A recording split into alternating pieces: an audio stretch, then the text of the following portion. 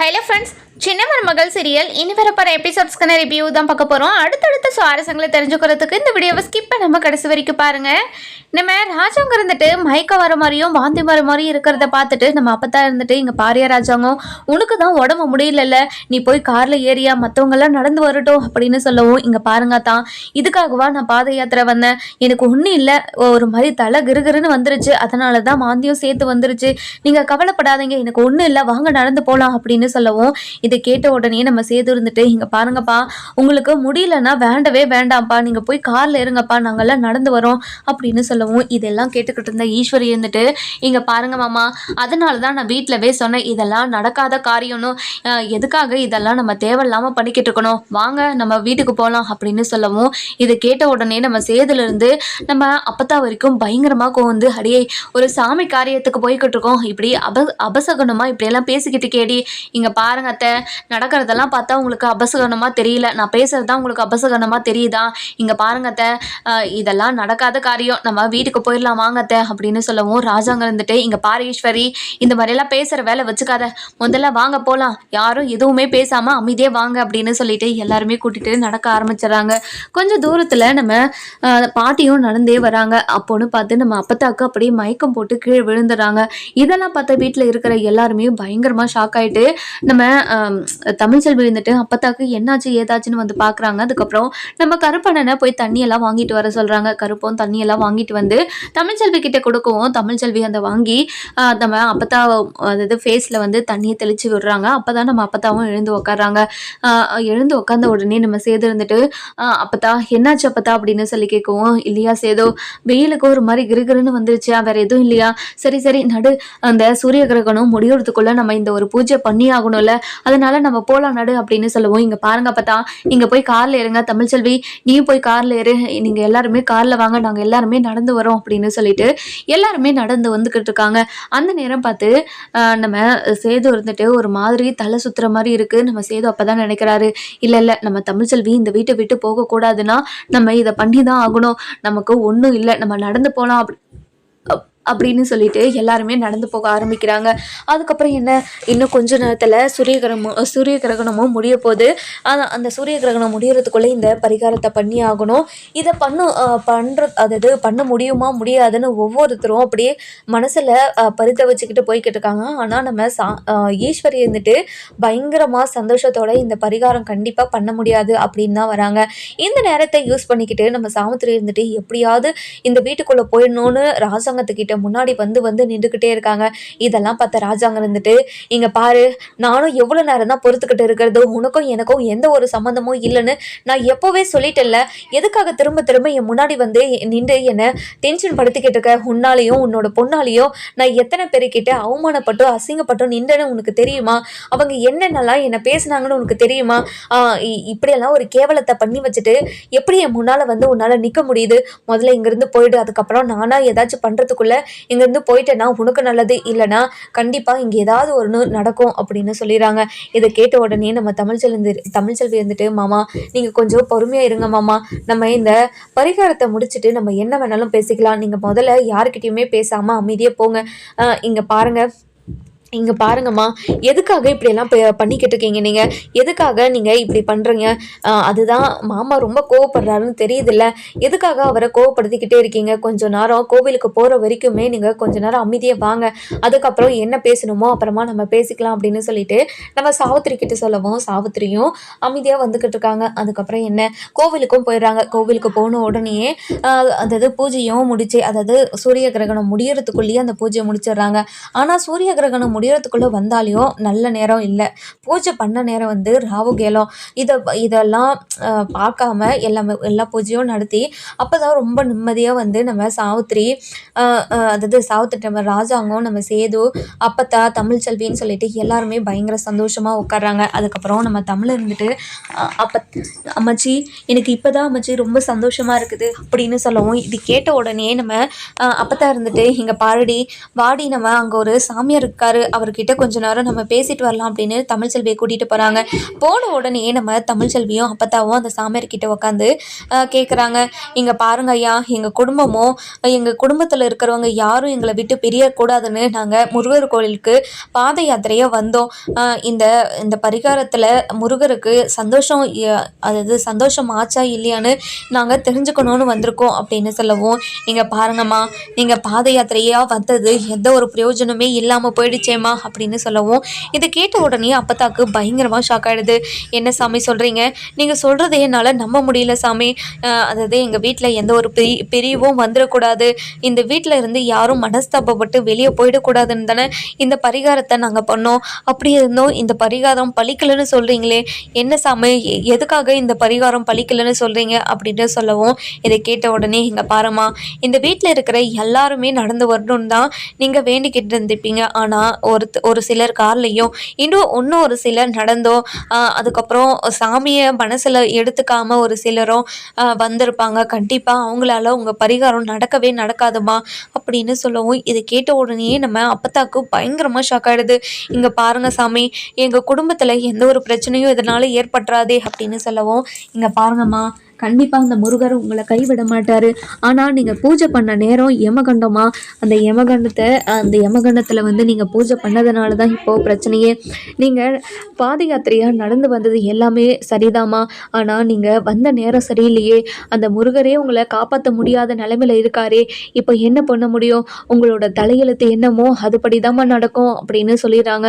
இதை கேட்ட உடனே நம்ம தமிழ்ச்செல்வி வந்துட்டு, இங்கே பாருங்கய்யா, இதுக்கு ஏதாவது பரிகாரம் இது இருக்காதாயா அப்படின்னு சொல்லி கேட்குறாங்க. இதை கேட்ட உடனே, இங்கே பாருங்கம்மா, ஒரு சில விஷயத்துக்கு தாம்மா பரிகாரம் பண்ணி அந்த தப்பை நம்ம நிவர்த்தி பண்ண முடியும். ஆனால் எந்த ஒரு தப்புக்கு எந்த ஒரு பரிகாரமும் இல்லைம்மா.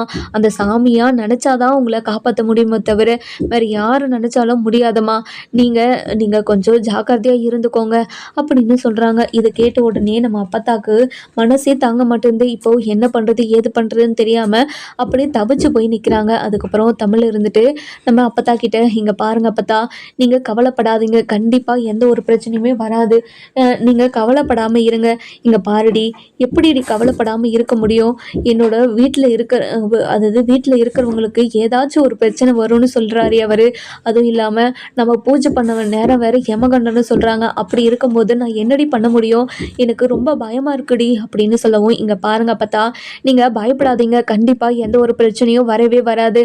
நீங்கள் பயப்பட்டு உங்களோட ஹெல்த்தை நீங்கள் ஸ்பாயில் பண்ணிக்காதீங்க. நீங்கள் கொஞ்ச நேரம் வாங்க, நான் போய் அந்த சாமி கிட்ட பேசிட்டு வரேன் அப்படின்னு தமிழ்ச்செல்வி போகிறாங்க. இங்கே பாருங்க சாமி, என் குடும்பத்தில் இருக்கிறவங்க யாருக்குமே எதுவுமே ஆகக்கூடாது, ஏதாவது பரிகாரம் இருந்தால் சொல்லுங்கள் சாமி. அந்த கடவுளுக்கு பரிகாரம் பண்ணால் கண்டிப்பாக அந்த கடவுள் மனசு இறங்கி வந்து என்னோட குடும்பத்தை காப்பாற்றுவரில்ல, அதுக்காக ஏதாவது ஒரு பரிகாரம் இருந்தால் சொல்லுங்கள் சாமி அப்படின்னு சொல்லவும்மா, உங்ககிட்ட நான் ஏற்கனவே சொல்லிட்டேன், அதாவது இந்த வீட்டில் இருக்கிற எல்லாருமே கொஞ்சம் பொறுமையாக இருக்கணுமா. பொறுமை இல்லைன்னா கண்டிப்பாக எதுவுமே உங்களுக்கு கையில் நிற்காமல் போயிடும், நீங்கள் நினைக்கிறது எதுவுமே நடக்காமல் போயிடுமா, அதை மட்டும் கொஞ்சம் பார்த்துக்கோங்க அப்படின்னு சொல்லி அனுப்பி வச்சிடறாங்க. தமிழ்ச்செல்வியும் நம்ம அப்பத்தாவும் ஒரு மாதிரி இருக்கிறத பார்த்து சேது இருந்துட்டு, என்ன அப்பத்தா என்னாச்சு? நானும் ரொம்ப நேரமாக பார்த்துக்கிட்டு தான் இருக்கேன், நம்ம தமிழ்ச்செல்வியும் நீங்களும் ஒரு மாதிரியாகவே இருக்கீங்களே, என்னாச்சு அப்படின்னு சொல்லி கேட்கவும், அதுக்கப்புறம் என்ன நடந்த விஷயத்த எல்லாருக்கிட்டையும் சொல்கிறாங்க. இங்கே பாருங்கள், நம்ம இந்த பாத யாத்திரையாக வந்தது இந்த கடவுளுக்கு இன்னும் ஏற்றுக்கலையா, நம்ம பாத யாத்திரையாக வந்தது நல்லது தானா, ஆனால் நம்ம வந்து பூஜை பண்ண நேரம் யமகண்டமா, அதனால் நம்ம குடும்பத்துக்கு பேரழிவு ஏற்படுறதுக்கு இருக்குதான், அந்த அழிவை யாராலையும் தடுக்க முடியாதான், அந்த முருகராலேயே காப்பாற்ற முடியாமல் நிலைமையில இருக்கிறாங்களாம் அப்படின்னு சொல்லவும், இதை கேட்ட உடனே நம்ம ஈஸ்வரிக்கு பயங்கர சந்தோஷம். எப்படியாவது இந்த குடும்பத்தில் இருக்கிற யாரையாவது போட்டு தள்ளணும், முதல்ல அந்த தமிழ்ச்செல்வியை தான் போட்டு தள்ளணும், அவளால் தான் நம்ம குடும்பத்தில் இருக்கிற எல்லாருமே தலைகீழ மாறி அவங்க இஷ்டத்துக்கு என்னென்னமோ பண்ணிக்கிட்டு இருக்காங்க, இதில் நம்ம தான் அதாவது அடிமையாக சிக்கிக்கிறோம் இவங்களுக்கு அப்படின்னு ஈஸ்வரி ஒரு பக்கம் நினச்சிக்கிட்டு இருக்காங்க. அதுக்கப்புறம் என்ன சித்ரா இருந்துட்டுமா, என்னம்மா சொல்லிக்கிட்டு இருக்காங்க இவங்க, கண்டிப்பாக இவங்க சொல்கிறது எல்லாமே நடக்கும்ல, நம்ம எதுவும் யோசிக்க தேவையில்ல, அதுவே தானாக நடக்க போதுமா, எனக்கு ரொம்ப சந்தோஷமாக இருக்குதுமா அப்படின்னு சொல்லவும், இதை கேட்ட உடனே நம்ம தமிழ் அது சேது இருந்துட்டு ரொம்பவே மனசு வருத்தப்பட்டு, இங்கே பாருங்கள், இனிமேல் யாருமே எதுக்காகவும் கோவப்படாமல் கொஞ்சம் பொறுமையாக எல்லாத்திலையும் ஹேண்டில் பண்ணுங்க அப்படின்னு சொல்லிக்கிட்டு இருக்காங்க. அந்த நேரம் பார்த்து நம்ம சாவித்திரி வந்து வந்து நம்ம ராஜாங்கத்து காலில் விழுந்து, மாமா ப்ளீஸ் மாமா என்னை அண்ணன் என்னை மன்னிச்சிருங்கண்ணே, நான் பண்ணது மிகப்பெரிய தப்பு தானே, என்னை மன்னிச்சிருங்கண்ணே ப்ளீஸ்ண்ணே அப்படின்னு சொல்லிட்டு காலில் விழவும் நம்ம ராஜாங்கத்துக்கு கோவம் வருது. ஆனால் நம்ம தமிழ்ச்செல்வியும் அப்பத்தாவும் சொன்னதை கேட்டு மனசுக்குள்ளே வச்சுக்கிட்டு அமைதியாக பார்த்துக்கிட்டே இருக்காங்க. அதுக்கப்புறம் நம்ம மோகனா இருந்துட்டு, இங்கே பாரு சாவித்திரிமா, நீ ஃபஸ்ட்டு அவங்க கிட்ட நீ கொஞ்சம் தள்ளியே இரு, அவங்களுக்கு தான் உன்னை பார்த்தா கோவம் வருதுன்னு தெரியுதுல்ல, அப்படி இருந்தும் எதுக்காக அவரை கோவப்படுத்திக்கிட்டே இருக்க, முதல்ல அவரை விட்டு நீ போ அப்படின்னு சொல்லிடுறாவும். இதை கேட்ட நம்ம சாவித்திரி இருந்துட்டு, இங்கே பாருங்க அண்ணி, என்னை பார்த்தா உங்களுக்கு பாவமா இல்லையா, நான் என்ன பண்ண அண்ணி அப்படின்னு சொல்லவும், இதை கேட்ட உடனே என்ன பண்ணுறது ஏது பண்ணுறதுன்னு தெரியாமல் நம்ம மோகனாவும் முழிச்சுக்கிட்டே நின்றுக்கிட்டு இருக்காங்க. அதுக்கப்புறம் நம்ம அப்பத்தான் இருந்துட்டு, அடியே நீ பண்ண தப்புக்கு நீ அனுபவிச்சுக்கிட்டு இருக்கடி, நீ அனுபவிச்சாலையும் உன்னோட புத்தி மாறவே மாறியதடி, எத்தனையோ முறை என்னோட பையன் உனக்கு தண்டனை கொடுத்து வீட்டுக்குள்ள சேர்த்தனா, ஆனா நீ எதுலையும் திருந்தின மாதிரியே தெரியல, எல்லா விஷயத்துலயும் பொய் சொல்லி பித்தலாட்டம் அப்படி இப்படின்னு தானே வீட்டுல இருக்கிற. அது மட்டும் இல்லாம அந்த 10 ஜோடிக்கு இலவசமாக கல்யாணம் பண்ணும்போது நீ என்னடி வேலை பண்ணி வச்ச, அதையும் மறந்து உன் பொண்ணுக்கு ஒரு நல்ல வாழ்க்கையை அமைச்சு கொடுக்கணும்னு என்னோட பையன் நினச்சா, ஆனால் நீ என்ன பண்ணி வச்சிருக்க, என்னோட பையனை ஊர் முன்னாடி அசிங்கப்படுத்தி கேவலப்படுத்தி அவங்க ஒவ்வொன்று பேசுகிற மாதிரி என் பையனை கொண்டு வந்து நிறுத்திட்ட. இப்படி இருக்கும்போது உன்னை பற்றி எப்படி அவன் யோசிக்க முடியும், கண்டிப்பாக அவனையே யோசித்தாலும் நான் யோசிக்க விட மாட்டேன்டி அப்படின்னு சொல்லிடுறாங்க. இதை கேட்ட உடனே, என்னம்மா அதாவது எல்லா அம்மாவுமே பொண்ணுக்காக தான் பேசுவாங்கன்னு நான் கேள்விப்பட்டிருக்கேன், ஆனால் நீ மட்டும் என்னம்மா எனக்காக நீ ஒரு வார்த்தை கூட பேச மாட்டேங்கிறே, நீ எனக்காக பேசுனா கூட பரவாயில்ல, என்னை அதாவது குறை சொல்லாதாவது இரா, நீ குறை சொல்லாத மாதிரி நடந்திருந்தா உன் மேலே குறை சொல்லாமல் இருந்திருப்பேன், ஆனால் நீ எல்லாத்தையுமே அப்படி தாண்டி பண்ணி வச்சிருக்க, முதல்ல இங்கே யாருமே டென்ஷன் பண்ணாத, முதல்ல இங்கேருந்து கிளம்பு அப்படின்னு சொல்லிடுறாங்க. அதுக்கப்புறம் என்ன, இங்கே பாருங்க, நீங்கள் எல்லாரும் என்னை மன்னிக்கிற வரைக்கும் நான் இங்கேருந்து ஒரு அடி கூட நகரவே மாட்டேன் அப்படின்னு சொல்லவும் நம்ம கருப்பு இருந்துட்டு, இங்கே பாருங்கம்மா, நீங்கள் இங்கே இருங்க, இன்னும் கொஞ்ச நேரத்தில் நாங்களே கிளம்பிடுவோம், அதுக்கப்புறம் உங்கள் மாப்பிள்ளை காமேஷ் பிச்சை வந்து கூட்டிகிட்டு போவார் அப்படின்னு சொல்கிறாங்க. இதை கேட்டுட்டு எல்லாருமே பயங்கரமாக சிரிக்க ஆரம்பிச்சிடுறாங்க. அதுக்கப்புறம் என்ன, கருப்பை அப்படியே முறைச்சி பார்த்துக்கிட்டு இருக்காங்க. முறைச்சி பார்த்ததும் நம்ம கருப்பு இருந்துட்டு, இங்கே பாருங்கம்மா, இன்னும் உங்கள் புத்தி மாறவே இல்லைல்ல, நீங்கள் அதாவது உங்களோட நடவடிக்கையில் எல்லா விஷயமும் எனக்கு தெரியுமா, நீங்கள் இன்னும் மாறவே இல்லை, நீங்கள் மாறாமல் இருந்தால் எப்படி மாமாவோட மனசு மாறும், கண்டிப்பாக மாமாவோட மனசு மாறவே மாறாது, நீங்கள் சீக்கிரமாக உங்களை மாற்றிக்க பாருங்க அப்படின்னு சொல்கிறாங்க. இதை கேட்ட உடனே நம்ம சேதம் இருந்துட்டு, கரெக்டாக சொன்ன கருப்பு, இங்கே பாருங்கத்த, உங்களை இப்போ வரைக்கும் நிற்க வச்சு பேசிக்கிட்டு இருக்கிறதே பெரிய விஷயம், முதல்ல இங்கேருந்து கிளம்புறீங்களா இல்லை ஏதாச்சும் இங்கே பெருசாக நடக்கணும்னு ஆசைப்பட்றீங்களா அப்படின்னு கேட்கவும், இங்கே பாரிய சேதோ, என்னோட பொண்ணு சந்தோஷமாக வாழணும்னு நீ நினைக்கிறியா இல்லையா, இப்போது நீங்கள் எங்களை இப்படி அம்போன்னு விட்டுட்டு வந்தால் நாங்கள் எப்படி அங்கே நிம்மதியாக இருக்க முடியும், அங்கே கொசுக்கடியும் என்னால் அங்கே நாத்தத்தையும் தாங்க முடியலையா, அவங்க இருக்கிறது எல்லாமே எனக்கு ரொம்ப கோவம் வருதுயா அப்படின்னு சொல்லவும், இங்கே பாருங்கள், நீங்கள் பண்ணதுக்கு நீங்கள் தண்டனையை அனுபவிச்சுக்கிட்டு இருக்கீங்க, அதுக்கு நாங்கள் என்ன பண்ண முடியும், நீங்கள் உங்கள் தண்டனையை அனுபவிச்சு தானே ஆகணும் அப்படின்னு சொல்லிடுறாங்க. அதுக்கப்புறம் என்ன, நம்ம சேர்ந்து இருந்துட்டு ராஜாங்கத்துக்கிட்ட போயிட்டு, இங்கே பாருங்கப்பா, இங்கே இதுக்கு மேலே நம்ம உட்காந்துக்கிட்டு இருந்தால் நம்ம மேலும் மேலும் கோவப்பட்டு நம்ம உடம்பு தான் அதாவது கெடுதலாகும்பா, நம்ம வீட்டுக்கு கிளம்பலாமா அப்படின்னு சொல்லவும், இங்கே பாரியா சேது, அந்த சாமியார் இப்படியெல்லாம் சொல்லியிருக்காரையா, அதை நினச்சாவே எனக்கு ரொம்ப பயமாக இருக்குதுயா அப்படின்னு சொல்லவும், இதை கேட்ட உடனே, இங்கே பாருங்கப்பா, எல்லாம் அதாவது நம்ம குலதெய்வம் ஐயா அவர் பார்த்துப்பாரு, நீ கவலைப்படாமல் வாங்கப்பா அப்படின்னு சொல்லி கூட்டிகிட்டு போகிறாங்க. எல்லாருமே வீட்டுக்கு போனதுமே அதாவது சோபாவில் உட்காந்துக்கிட்டு ரொம்பவே யோசிச்சுக்கிட்டே இருக்காரு. நடந்த விஷயத்தெல்லாம் யோசிச்சுக்கிட்டே இருக்கவும் நம்ம அப்போ இருந்துட்டு, இங்கே பாரிய ராஜாங்கம், நடந்த விஷயத்தெல்லாம் நினச்சி நீ வருத்தப்படாதையா, கண்டிப்பாக எல்லா விஷயமுமே சரியாக போகும், நீ கவலைப்படாமல் இரியா அப்படின்னு சொல்லிடுறாங்க. இதை கேட்டு நம்ம சாவித்திரி இருந்துட்டு, சீக்கிரமாக வந்து இங்கே பாருங்கண்ணே, என்னை மன்னிச்சு இந்த வீட்டுக்குள்ளே ஏற்றுக்கோங்கண்ணே, உங்களை கேட்காம இந்த வீட்டுக்குள்ளே வந்தது நான் தப்பு தானே, என்னை மன்னிச்சிடுண்ணே ப்ளீஸ்ண்ணே, என்னை எப்படியாவது என்னை ஏற்றுக்கோண்ணே அப்படின்னு சொல்கிறாங்க. இதை கேட்ட உடனேயே கோவமா ஒரு மாதிரி இங்கே பாரு மோகனா, இன்னும் ஒரு நிமிஷம் இவ இந்த வீட்டில் இருந்தா இந்த வீட்டில் ஒரு பொணம் விழும். இவளை நான் அப்படியே சுட்டு பொசுக்கிடுவேன். இங்கே பாருங்கண்ணே, நீங்கள் என்னை சுட்டு பொசுங்கங்கண்ணே. நான் வெளியே அப்படி ஒரு வாழ்க்கையை வாழ்கிறதுக்கு நான் வாழாமே இருக்கலாம். அதனால் உன் கையாலேயே நீ என்னை சுட்டு தள்ளிடுறேன். நான் பண்ண பாவத்துக்கு இது தண்டனையாக சந்தோஷமாக ஏற்றுக்கிட்டு நான் நான் நான் பாட்டுக்கு சந்தோஷமாக போயிடுறேன்னு அப்படின்னு சொல்லவும், இதெல்லாம் கேட்டிருந்தா அப்பதான் இருந்துட்டு, என்னடி என்னோட பையனை கொலைகாரனா மாற்றி ஜெயிலில் உட்கார வைக்கலான்னு இருக்கியாடி அப்படின்னு கேட்கவும், இங்கே பாருங்கம்மா, அது அண்ணனுக்கு தான் அந்த துப்பாக்கி யூஸ் பண்ணுறதுக்கு பர்மிஷன் கொடுத்துருக்காங்கள. என்னோட தங்கச்சி என்னை கொலை பண்ணுறதுக்கு வந்தா, அதனால தான் நான் கொலை பண்ணிட்டேன்னு சொல்லிட்டு எல்லாருக்கிட்டேயும் சொல்லிடுங்கம்மா. எனக்கு பிரச்சனையே கிடையாது. நான் இந்த உலகத்தை விட்டு போகிறேம்மா. இனிமே உயிரோடு இருந்து என்ன பிரயோஜனம்? அப்படி ஒரு வாழ்க்கையை வாழ்கிறதுக்கு நான் வாழாமே இருக்கலாமே. அதனால் நான் இந்த உலகத்தை விட்டே போகிறேம்மா அப்படின்னு சொல்கிறாங்க. இதெல்லாம் கேட்டுட்டு நம்ம தமிழ்செல்வி இருந்துட்டு ராஜாங்கத்துக்கிட்ட போயிட்டு, இங்கே பாருங்க மாமா, நம்ம தாமரை பண்ணது மிகப்பெரிய தப்பு தான். நான் இல்லைன்னெல்லாம் சொல்லலை. என்னதான் இருந்தாலையும் அவள் நம்ம வீட்டு பொண்ணாச்சு.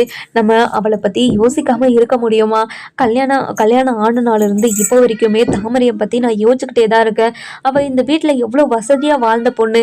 இப்போது அந்த பிச்சை எடுக்கிற நிலைமைக்கு போயிட்டு அவங்க எவ்வளோ கஷ்டப்பட்டுக்கிட்டு இருப்பாங்க அப்படின்னு சொல்லவும், இங்கே பாரமா தமிழ்செல்வி, உன்னோட நல்ல மனசு எனக்கு புரியுது. அவங்களுக்காக நீ பேசுகிறான், ஆனால் உனக்காக இங்கே யாருமே பேசுறதுக்கு இல்லைம்மா. எதுக்காக அவங்களுக்கெல்லாம் நீ சப்போர்ட் பண்ணிட்டு வராதம்மா. அவங்க உன்னை ஒரு நாளுமே உன்னை மனுஷைய கூட நினச்சதே இல்லை. அவங்களுக்கெல்லாம் நீ பாவம் நினைக்கவே நினைக்காத. அப்படி பாவம் நினச்சி தான் என்னை இந்த நிலைமைக்கு கொண்டு வந்து நிறுத்திட்டாங்க. நீ எதை பற்றியும் யோசிக்காத தமிழ் அப்படின்னு சொல்லிடுறாங்க. இங்கே பாருங்கண்ணே, என்னென்ன நீங்களே இப்படியெல்லாம் பேசினா எப்படின்னு? நான் யாருக்கிட்டேன்னா போவேன்? எனக்கு யார் இருக்கா சொல்லுங்கள்? நீங்கள் உங்களை விட்டால் எனக்கு யாருமே கிடையாது. இங்கே பாருங்கண்ணே, ரோட்டில் போகிறவன் வரவெல்லாம் என்னை பார்த்து அசிங்கப்படுத்திட்டு போகிறானே, எனக்கு ரொம்ப கஷ்டமாக இருக்குதுண்ணே. இந்த வீட்டில் ஒரு ஓரத்தில் எனக்கு இடம் கொடுத்தா போதும். நான் இந்த வீட்டில் ஒரு ஓரமாக இருந்துக்கிறேண்ணே. யாருமே எந்த வகையிலையும் நான் கஷ்டப்படுத்த மாட்டேனே. ப்ளீஸ்ண்ணே, என்னை இந்த வீட்டில் இருக்க விடுண்ணே அப்படின்னு சொல்லிடுறாங்க. இதை கேட்ட உடனே நம்ம ராஜாங்கத்துக்கு கோவம் வந்தாலையும் நடந்த விஷயத்தெல்லாம் யோசிச்சு பார்க்குறாங்க. என்னதான் இருந்தாலும் நம்ம வீட்டு பொண்ணு, நம்ம எவ்வளவோ அவளை பார்த்துருப்போம். ஆனால் அவளுக்கு புத்தி இல்லாமல் இப்படியே ஒரு சின்ன பிள்ளைத்தனமாக பண்ணிட்டாங்கன்னா நம்ம என்ன பண்ணுறது அப்படின்னு சொல்லி யோசிச்சுக்கிட்டு இருக்கவும், நம்ம அப்போத்தான் இருந்துட்டு, எங்கள் பாரியா ராஜாங்கம், என்னையா யோசிச்சுக்கிட்டே இருக்க? அவங்க நம்ம கண்ணில் படாத மாதிரி அவங்க அவுட் ஹவுஸில் இருந்துக்கிட்டுமே, அவங்க அவுட் ஹவுஸில் இருந்துக்கிட்டு அவங்க வேலையை அவங்க பார்த்துக்கிட்டோம். நம்ம வீட்டில் இருக்க வேண்டாயா? அவங்க பண்ண தப்புக்கு அவங்களே தண்டனை அனுபவிச்சுக்கிட்டோம்யா அப்படின்னு சொல்லவும்மா, என்னம்மா என்னை அவுட் ஹவுஸ்லலாம் தங்க சொல்கிறேன்? எப்படிம்மா என்னால் அவுட் ஹவுஸில் தங்க முடியும்?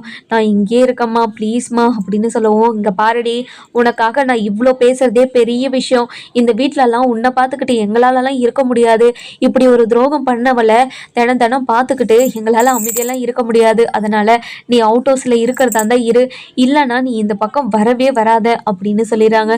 இல்லைம்மா, இல்லை, நான் அவுட் ஹவுஸ்லேயே இருந்துக்கிறேன். என்னோட பொண்ணு மட்டும் நான் கூட்டிகிட்டு வந்துடுறேம்மா அப்படின்னு சொல்லி கிளம்புறாங்க. அதுக்கப்புறம் என்ன, நம்ம கருப்பு இருந்துட்டு, இங்கே பாருங்கள், உங்கள் பொண்ணை மட்டும் கூட்டிகிட்டு வருவீங்களா இல்லை உங்கள் பிச்சைக்கார மாப்பிள்ளையும் கூட்டிகிட்டு வருவீங்களா அப்படின்னு சொல்லி கேட்கவும், இதை கேட்ட உடனே பயங்கரமாக அழுக ஆரம்பிச்சிடறாங்க.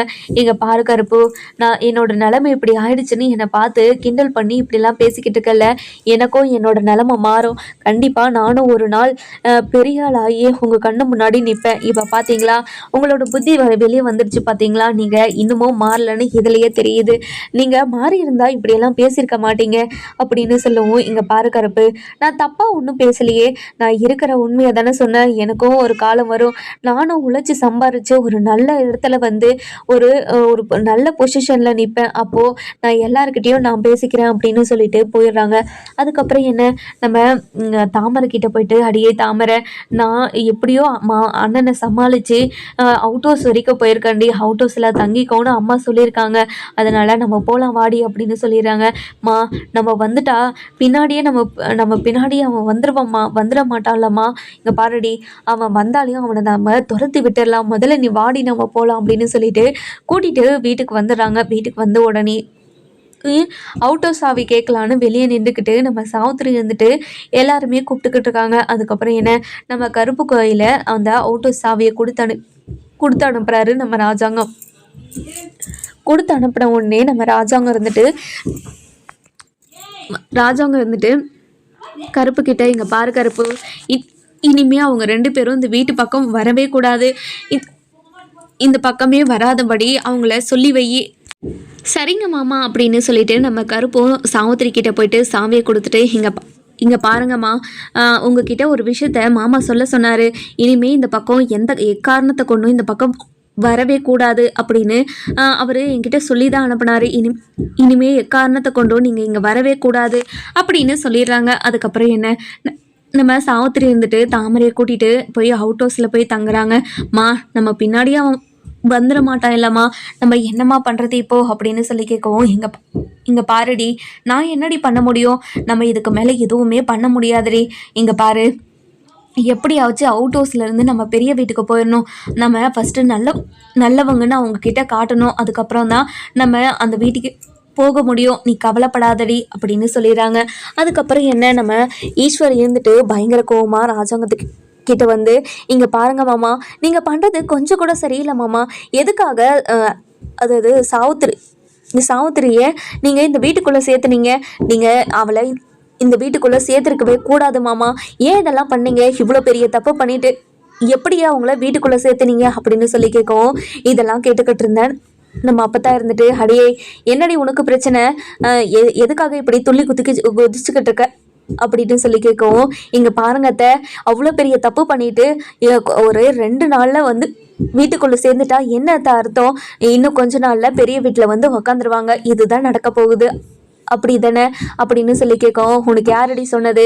இனிமே அவள் ஜென்மத்துக்கும் இந்த பக்கம் வர முடியாது, அவள் அவுட் ஹவுஸ்லேயே தான் இருப்பா அப்படின்னு சொல்லிடுறாங்க. இதை கேட்ட உடனே நம்ம ராஜாங்க இருந்துட்டு, இங்கே பாருங்க, இந்த விஷயத்தை பற்றி யாருமே இனிமேல் பேசவே கூடாது. எதுக்காக இந்த விஷயத்தை பற்றி பேசிக்கிட்டு இருக்கீங்க? எல்லாரும் போய் அவங்கவுங்க வேலையை பாருங்க அப்படின்னு சொல்லிடுறாங்க. அதுக்கப்புறம் நம்ம ராஜாங்க இருந்துட்டு அந்த சாமியார் சொன்னதையவே யோசிச்சுக்கிட்டு உக்காந்துக்கிட்டு இருக்கவும், நம்ம தமிழ்ச்செல்வி வந்து, இங்கே பாருங்க மாமா, நீங்கள் எதை பற்றி யோசிச்சுக்கிட்டு இருக்கீங்க எனக்கு நல்லாவே புரியுது. இங்கே பாருங்க மாமா, அந்த சாமியார் சொன்னதை பற்றி தானே யோசிச்சுக்கிட்டு இருக்கீங்க. அது எதையுமே மனசில் போட்டுக்காதீங்க. கண்டிப்பாக அந்த கடவுள் நம்மளை காப்பாற்றுவார். எந்த ஒரு பிரச்சனையுமே வராமல் நம்ம குடும்பத்தில் அதாவது எந்த ஒரு பிரச்சனையும் வராமல் சந்தோஷமாக இருக்கிறதுக்கு அந்த கடவுள் உதவி பண்ணுவார். நீங்கள் கவலைப்படாதீங்க மாமா அப்படின்னு சொல்லவும், சரிம்மா தமிழ்ச்செல்வி, நீ போயிட்டு ரெஸ்ட் எடுமா அப்படின்னு சொல்லி அனுப்பி வச்சிடுறாங்க. அதுக்கப்புறம் என்ன, நம்ம சேது இருந்துட்டு தமிழ்ச்செல்வி கிட்டே போயிட்டு, இங்கே பாரு தமிழ், நடக்கிற விஷயத்தெல்லாம் பார்த்தா எனக்கு ரொம்ப பயமாக இருக்குது. என்ன பண்ணுறது ஏது பண்ணுறதுன்னு ஒன்றுமே புரியல. அதுவும் அந்த சாமியார் சொன்னதெல்லாம் கேட்டாவே எனக்கு ரொம்ப பயமாக இருக்குது.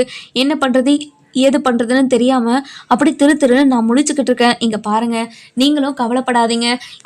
ஏங்க இப்படியெல்லாம் நடந்த விஷயத்த நினச்சி எல்லாருமே வருத்தப்பட்டுக்கிட்டு இருக்கணும்? அடுத்து என்ன நடக்கணும், எதெல்லாம் நடக்கக்கூடாது, எப்படியெல்லாம் இருக்கணும்னு நம்ம மனசுக்குள்ள ஒரு தீர்மானத்தை போட்டுக்கிட்டு இருந்தால் கண்டிப்பாக எதுவுமே நடக்காதுங்க. நீங்கள் கவலைப்படாதீங்க அப்படின்னு சொல்லிடுறாங்க. அதுக்கப்புறம் என்ன, நம்ம சேதுவும் நடந்த விஷயத்தையும் நினச்சி ரொம்பவே வருத்தப்பட்டுக்கிட்டு உட்காந்துக்கிட்டு இருக்கவும், நம்ம ராஜாங்க இருந்துட்டு சேதுவை கூப்பிட்டு விட்றாங்க. அதுக்கப்புறம் நம்ம கருப்பு இருந்துட்டு சேதை கூட்டிகிட்டு வந்து ராஜாங்கத்துக்கிட்ட விடுறாங்க. அதுக்கப்புறம் ராஜாங்க இருந்துட்டு, இங்கே பாருங்கப்பா, சொல்லுங்கப்பா என்னப்பா விஷயம் அப்படின்னு சொல்லி கேட்கவும், இங்கே பாரியா சேதோ, நாளைக்கு நம்ம கட்சி மீட்டிங் வேலையாக வெளியே போகணும், கொஞ்சம் சீக்கிரமாக வந்துடு அப்படின்னு சொல்லவும், சரிங்கப்பா நான் சீக்கிரமாக வந்துடுறேன் அப்படின்னு சொல்கிறாங்க. அதுக்கப்புறம் என்ன, அடுத்த நாள் காலையில் நம்ம சேதும் ராஜாங்கவும் கட்சி வேலையாக வெளியே போயிடுறாங்க. வெளியே போன உடனே அங்கே இருக்கிற எல்லாருமே, அதாவது உங்கள் தங்கச்சி மக ஒரு பிச்சைக்காரனை கல்யாணம் பண்ணிக்கிட்டாங்களாமே அப்படின்னு நம்ம ராஜாங்கத்தை அசிங்கப்படுத்திக்கிட்டே இருக்காங்க. இதெல்லாம் கேட்ட ராஜாங்கம் இருந்துட்டு பயங்கர கோவமா, இப்படி ஒரு வேலையை பண்ணி வச்சுட்டு போயிட்டாலே அவ, இப்போ பார்த்தீங்களா திரும்புகிற இடமெல்லாம் நம்மளை எப்படியெல்லாம் அசிங்கப்படுத்திக்கிட்டு இருக்காங்கன்னு அப்படின்னு ரொம்பவே வருத்தப்பட்டு பேசிக்கிட்டு இருக்கவோ, நம்ம ராஜாங்க இருந்துட்டு பயங்கர கோவமாக ரொம்ப மனசு வருத்தப்பட்டு காருக்குள்ளே வந்து உக்காந்துட்டு ரொம்பவே ஒரு மாதிரி சைலண்ட்டாக உட்காந்துக்கிட்டு இருக்காங்க. அதுக்கப்புறம் நம்ம சேது இருந்துட்டு ராஜாங்கத்துக்கிட்ட வந்து, இங்கே பாருங்கப்பா, நடந்த விஷயத்தெல்லாம் நினச்சி நீங்கள் வருத்தப்படாதீங்க. கண்டிப்பாக இன்னும் கொஞ்ச நாளில் வேறு பிரச்சனை வந்து அந்த பிரச்சனையை பற்றி யோசிக்க ஆரம்பிச்சிருவாங்க. அவங்கெல்லாம் அப்படி தான்ப்பா, நீங்கள் கவலைப்படாதீங்க அப்படின்னு சொல்லியவும், அதுக்கப்புறம் என்ன, இந்த பக்கம் ஈஸ்வரி வந்துட்டு இந்த குடும்பத்தை எப்படியாவது பிரிச்சாகணும். முதல்ல அந்த தமிழ்செல்வியை இந்த வீட்டை விட்டு துரத்தணும். இதுக்கு ஏதாவது ஒன்று பண்ணணும். இந்த தமிழ்செல்வி மேலே ஏதாவது ஒரு பெரிய பழி விழுந்தால் மட்டும்தான் அவளை இந்த வீட்டை துரத்த முடியும். நம்ம என்ன பண்ணலாம் அப்படின்னு சொல்லிட்டு நம்ம ஐஸ்வர்யா, சித்ரா, நம்ம ஈஸ்வரி 3 பேருமே உட்காந்து யோசிச்சுக்கிட்டே இருக்காங்க. அத்தை இப்படி பண்ணால் அதாவது இப்படி பண்ணால் ஏதாச்சும் நடக்குமா அத்தை அப்படின்னு சொல்லி கேட்கவும், இல்லை ஐஸ்வர்யா, இப்படியெல்லாம் சரி வராது. இன்னும் பெரிய ஐடியாவாக இருக்கணும். ஒரே ஒரு விஷயத்தில் அவளை இந்த வீட்டை விட்டே எல்லாருமே துரத்தணும். அது மட்டும் இல்லாமல் அவளை ஒட்டு மொத்தமாக வெறுக்கணும். அப்படி இருந்தால் மட்டும்தான் கண்டிப்பாக அவளை நம்ம இந்த வீட்டுக்குள்ளே சேர்த்த முடியாத மாதிரி நம்ம பண்ண முடியும் அப்படின்னு சொல்லிடுறாங்க. அதுக்கப்புறம் என்ன, நம்ம சித்ரா வந்துட்டு ஒரு ஐடியா சொல்கிறாங்க. இது கேட்ட உடனே நம்ம ஈஸ்வரி மனசில் அப்படி சந்தோஷம் பொங்குது. நம்ம தமிழ்செல்வி இந்த வீட்டை விட்டு துரத்துவாங்களா மாட்டாங்களான்னு சொல்லிட்டு நம்ம வர எபிசோடில் பார்க்கலாம்.